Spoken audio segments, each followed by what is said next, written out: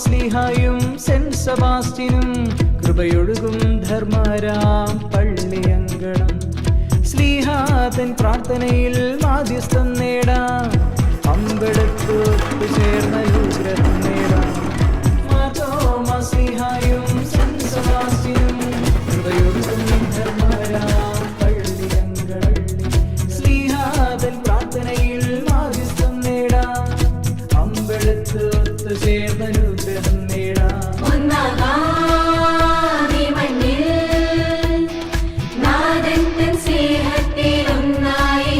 സ്നേഹത്തിൻ